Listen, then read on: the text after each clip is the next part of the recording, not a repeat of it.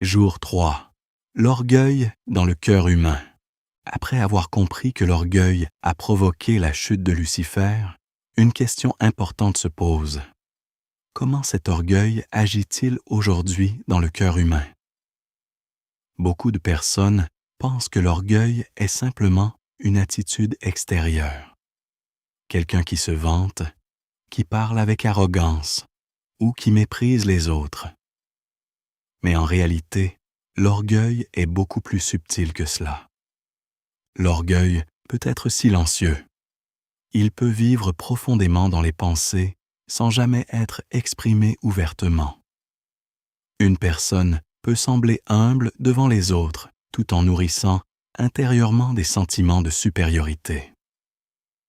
Parfois, l'orgueil se manifeste par le besoin constant d'être reconnu, apprécié ou admiré. Lorsqu'une personne ne reçoit pas cette reconnaissance, elle peut ressentir de la frustration, de la colère ou un sentiment d'injustice. Dans d'autres cas, l'orgueil apparaît lorsque quelqu'un refuse d'admettre ses erreurs. Reconnaître une faute demande de l'humilité. Mais l'orgueil pousse souvent l'homme à se défendre, à se justifier ou à rejeter la responsabilité sur les autres. Il devient difficile de dire simplement « j'avais tort ». L'orgueil peut également se cacher dans le désir d'avoir toujours raison. Dans les discussions, certaines personnes ne cherchent pas réellement la vérité. Elles cherchent plutôt à gagner l'argument, à prouver qu'elles sont plus intelligentes ou mieux informées. Même dans des conversations simples, l'orgueil peut transformer un échange en une compétition. Il existe aussi une forme d'orgueil spirituel. C'est peut-être l'une des plus dangereuses parce qu'elle peut se cacher derrière la religion ou la morale. Une personne peut commencer à penser qu'elle est plus juste, plus pure ou plus proche de Dieu que les autres. Au lieu de voir ses propres faiblesses, elle regarde les défauts des autres avec un esprit de jugement. Cette attitude crée une distance entre les personnes. L'orgueil construit des murs invisibles. Il empêche l'humilité, la compassion et la compréhension. Lorsque l'orgueil domine, il devient difficile d'écouter réellement les autres ou de reconnaître leurs valeurs. Un autre signe de l'orgueil est la difficulté à accepter la correction.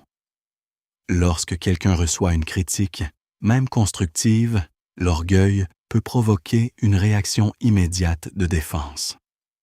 Au lieu d'écouter calmement et de réfléchir, la personne se sent attaquée. Elle protège son image et refuse d'examiner honnêtement ce qui lui est dit. L'orgueil peut également se manifester dans les succès. Lorsqu'une personne réussit dans son travail, dans ses études ou dans ses projets, il est facile de commencer à penser que tout est le résultat de ses propres capacités. Peu à peu, la reconnaissance envers les autres disparaît. La gratitude diminue. L'individu commence à croire qu'il mérite naturellement sa position et ses réussites. Mais l'histoire humaine montre que l'orgueil précède souvent la chute. Lorsque quelqu'un se considère comme invincible ou supérieur, il devient aveugle à ses propres limites. Cette illusion peut conduire à des décisions imprudentes et à des conflits inutiles. Il est important de comprendre que l'orgueil n'est pas seulement un problème moral abstrait.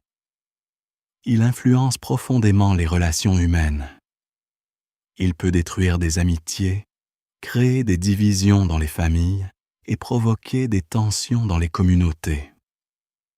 Beaucoup de conflits commencent simplement parce que deux personnes refusent de mettre leur orgueil de côté.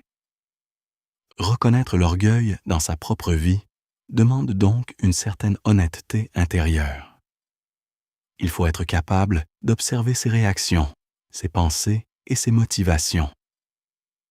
Pourquoi certaines paroles nous blessent-elles autant?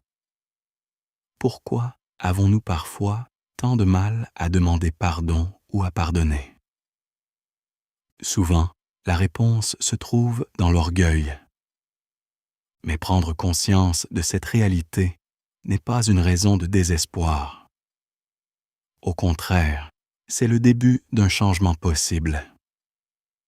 Lorsqu'une personne reconnaît l'existence de l'orgueil dans son cœur, elle ouvre la porte à une transformation intérieure. L'humilité commence précisément là, dans la capacité de voir la vérité sur soi-même. Ce n'est pas se mépriser ou se dévaloriser, mais reconnaître honnêtement ses limites et ses faiblesses. C'est comprendre que personne n'est au-dessus des autres et que chacun a besoin d'apprendre, de grandir et parfois de corriger sa propre attitude. Ainsi, le 3e jour de cette réflexion nous invite à regarder attentivement à l'intérieur de nous-mêmes. L'orgueil n'est pas seulement une histoire ancienne liée à la chute de Lucifer. C'est une réalité qui peut influencer nos pensées et nos actions aujourd'hui. La question n'est donc pas seulement de savoir si l'orgueil existe dans le monde. La vraie question est de savoir s'il existe dans notre propre cœur et si nous sommes prêts à le reconnaître.